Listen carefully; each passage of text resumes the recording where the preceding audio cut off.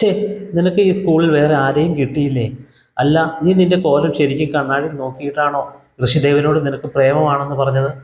Uniform ഇട്ട് തലമുടി രണ്ടായി കെട്ടിവെച്ചു ചുണ്ടിലും മുഖത്തും പലവിധ ചായകൾ തേച്ച ഒരു കൊച്ചു സുന്ദരിക്കുട്ടി തൻ്റെ മുൻപിൽ നിന്ന പെൺകുട്ടിയെ നോക്കി ചോദിച്ചു. ഇതെല്ലാം കേട്ട ഒരു പെൺകുട്ടി തലയും കുനിച്ച് അവളുടെ മുൻപിൽ നിൽക്കുകയായിരുന്നു. തടിച്ചി, നിനക്ക് ആദ്യം ഒന്ന് സ്വയം നോക്കിയിട്ട് പോരെ ഈ പ്രേമവും ഒക്കെ? അവളെ പിറകിലോട്ട് പിടിച്ച് തള്ളിക്കൊണ്ട് ആയിരുന്നു അത് പറഞ്ഞത്. ദേവ, ജസ്റ്റ് സ്റ്റോപ്പ് ഇറ്റ്. പിറകിൽ നിന്ന് ഒരു സുന്ദരനായ ഒരു പയ്യൻ അവരുടെ ഇടയിലേക്ക് വന്നു. നല്ല വെളുത്ത നിറവും ദൃഢമായ ശരീരവുമൊക്കെയായി നല്ല ഭംഗിയുള്ള ഒരു ചെക്കൻ. വൈദേഹി. അവൻ്റെ സൗണ്ട് കേട്ടതും അവൾ ഞെട്ടിത്തിരിച്ച് അവനെ നോക്കി. വൈദേഹി, അങ്ങനെയല്ലേ തൻ്റെ പേര്? +1 സയൻസ് ബാച്ച് അല്ലേ? അവൾ അവനെ നോക്കി അതെ എന്ന് തലയാട്ടി. എന്നാൽ താൻ ക്ലാസ്സിലേക്ക് പോയിക്കൊള്ളൂ. അവൾ പേടിച്ച് ദേവയുടെ മുഖത്തേക്ക് നോക്കി. അവളെ നോക്കണ്ട, ഞാനല്ലേ തന്നോട് പോയിക്കൊള്ളാൻ പറഞ്ഞത്? അത് കേട്ടതും ജീവൻ തിരിച്ചു കിട്ടിയ പോലെ അവൾ ക്ലാസ്സിലേക്ക് ഓടിപ്പോയി. എന്താ ഋഷി ഇത്? അവളുടെ മുന്നിൽ നീ എന്നെ ശരിക്കും നാണം കെടുത്തി. ഒന്നുമില്ലെങ്കിലും നമ്മൾ സ്നേഹത്തിലല്ലേ? നമ്മൾ സ്നേഹത്തിലോ? നിന്നോട് ഞാൻ എപ്പോഴെങ്കിലും ഇഷ്ടമാണെന്ന് പറഞ്ഞോ? പിന്നെ കുറച്ച് തൊലിവെളുപ്പുണ്ടെന്ന് വെച്ച് ആരെയും കൂടുതൽ കളിയാക്കരുത് കേട്ടോ. ഇതൊക്കെ അങ്ങ് പോവാൻ അധികം സമയം വേണ്ട. പിന്നെ ഞാൻ ആരെ സ്നേഹിക്കണം എന്ന് തീരുമാനിക്കും നീയല്ല കേട്ടോ. അതുകൊണ്ട് ബാക്കിയുള്ള കുട്ടികളെ പേടിപ്പിച്ചും ഭീഷണിപ്പെടുത്തിയും ഉള്ള ഈ കലാപരിപാടി ഇവിടെ നിർത്തിക്കോണം. ഋഷി അവളെ നോക്കി അത്രയും പറഞ്ഞ് മുന്നിലേക്ക് നടന്നുപോയി. അവൻ്റെ പിറകെ ദേവ നോക്കി ചിരിച്ചുകൊണ്ട് ഋഷിയുടെ ഫ്രണ്ട്സും. ദേഷ്യത്തിൽ ദേവ അവിടെ തറയിൽ ആഞ്ഞു ചവിട്ടി.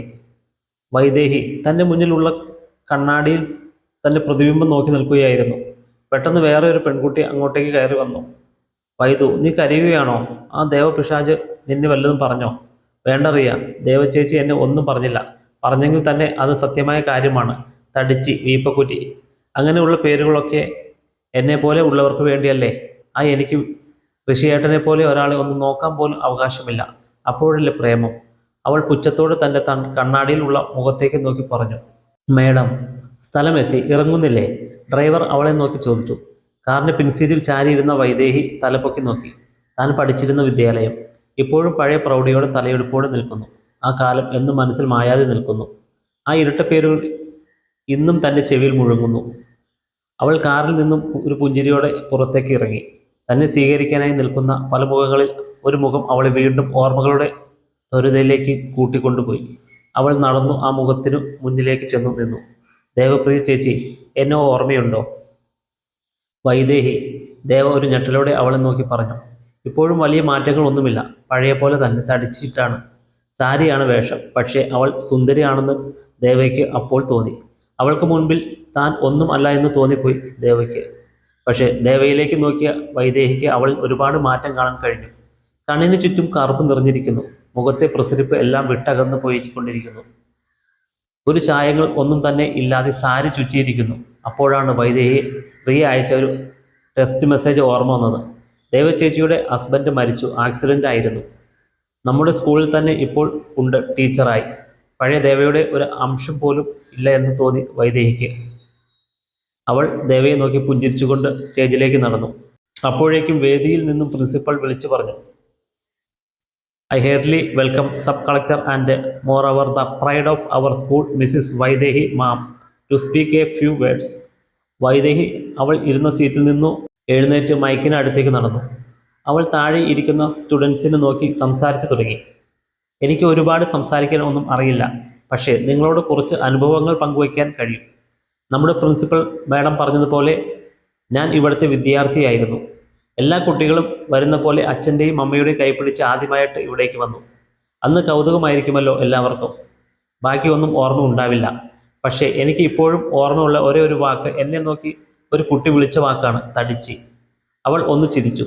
കൗമാരത്തിലേക്ക് കടന്നപ്പോൾ പിന്നെ വൈദേഹിക്ക് മാത്രം അല്ല കുറ്റം, അവളുടെ മാതാപിതാക്കൾക്കും കൂടിയായി. ഈ പെങ്കൊച്ചിന് ഇങ്ങനെ പോയാൽ ചെക്കനെ കിട്ടുമോ എന്നുവരെ ആയി ചോദ്യങ്ങൾ. വീട്ടിൽ ഉള്ളവരുടെ എല്ലാം ഭക്ഷണം ഇവളാണോ കഴിക്കുന്നത്? അങ്ങനെ നീണ്ടുപോയി ചോദ്യങ്ങൾ. തടിച്ചി, ആ വാക്ക് വല്ലാതെ മനസ്സിൽ പതിഞ്ഞുപോയി. പിന്നീട് അങ്ങോട്ട് പഠിച്ചുകൊണ്ടിരിക്കുന്ന ക്ലാസ്സുകളിലൊക്കെ എനിക്ക് ആ പേര് തന്നെയായിരുന്നു. ഇൻഫാക്റ്റ് എൻ്റെ വൈദേഹി എന്നുള്ള പേര് ഞാൻ മറന്നുപോയി എന്ന് തന്നെ പറയാം. ഒരുപാട് കരഞ്ഞു അമ്മയോടും അച്ഛനോടും വഴക്ക് കൂടി. എന്താ ഞാൻ മാത്രം ഇത്രയും തടിച്ചിയായി പോയത് എന്നും ചോദിച്ചു. പക്ഷേ ആ പാവങ്ങൾക്ക് അതിനുള്ള ഉത്തരം എവിടുന്ന് കിട്ടാനാ? അറിയില്ല. എല്ലാം സഹിച്ചും ക്ഷമിച്ചും. പക്ഷേ വൈദേഹിയുടെ കുഞ്ഞു മനസ്സ് പിടിഞ്ഞുകൊണ്ടിരുന്നു. അവസാനം അവൾ ഒരു തീരുമാനമെടുത്തു, ഇനി കരയില്ല എന്ന്. പകരം തന്നെ കളിയാക്കുന്നവർക്ക് മുൻപിൽ ജയിച്ചു കാണിക്കണം. അങ്ങനെ വൈദേഹി ആ ആവശ്യവുമായി അവളുടെ അച്ഛന് മുന്നിൽ ചെന്ന് നിന്നു. അവളുടെ അച്ഛൻ വൈദേഹിയുടെ കൈകളിലേക്ക് കുറച്ച് പുസ്തകങ്ങൾ വച്ചു കൊടുത്തുകൊണ്ട് പറഞ്ഞു, ജയിക്കാൻ കൂട്ടിന് ഏറ്റവും നല്ലത് ഈ പുസ്തകങ്ങളാണ് മോളെ. അങ്ങനെ രാവ് പകലാക്കി വൈദേഹി പഠിച്ചു തുടങ്ങി. അവസാനം ഈ IAS എന്ന 3 അക്ഷരങ്ങൾ അവൾ സ്വന്തമാക്കി. ഇപ്പോൾ വൈദേഹി കാണുന്നവരെല്ലാം, ബന്ധുക്കൾ പോലും ബഹുമാനപൂർവ്വം നോക്കുന്നു. ഒരു ചിരിയോടെ അവൾ പറഞ്ഞു, അവളെ മേഡം എന്ന് വിളിക്കുന്നു. പക്ഷേ വൈദേഹിക്ക് എന്നും ഇഷ്ടം ആ തടിച്ചു വിളിയോടാണ് കേട്ടോ. ഇന്ന് ഞാൻ ഇത് പറഞ്ഞത് ഇപ്പോഴും ഇവിടെയും ഒരു വൈദേഹി തൻ്റെ മുറിയുടെ മുന്നിലൂടെ കണ്ണട നോക്കി കരയുന്നുണ്ടാവും, തൻ്റെ രൂപത്തെ പഴിക്കുന്നുണ്ടാവും. ആ വൈദേഹിക്ക് വേണ്ടിയാണ് ഞാൻ ഇത് ഇവിടെ പറഞ്ഞത്. കളിയാക്കലുകൾ നമ്മുടെ ബലഹീനത ആക്കാതെ പോരാടാനുള്ള ശക്തി ആക്കൂ. ഒരു കുട്ടിയെ പോലും ശരീരത്തിൻ്റെയോ നിറത്തിൻ്റെയോ പേരിൽ നോവിക്കാതിരിക്കൂ. കാരണം എല്ലാവരും അതിനെ അതിജീവിച്ചു എന്ന് വരില്ല. നമ്മൾക്ക് എന്താണോ ഉള്ളത് അതിനെ അംഗീകരിക്കൂ. നമ്മളിൽ പലരും അറിഞ്ഞുകൊണ്ട് അറിയാതെയോ ചെയ്യുന്ന കാര്യം ബോഡി ഷേമിങ്. അത് വളരെ വലിയ തെറ്റാണ്. ഒരിക്കലും അത് ചെയ്യാതിരിക്കൂ.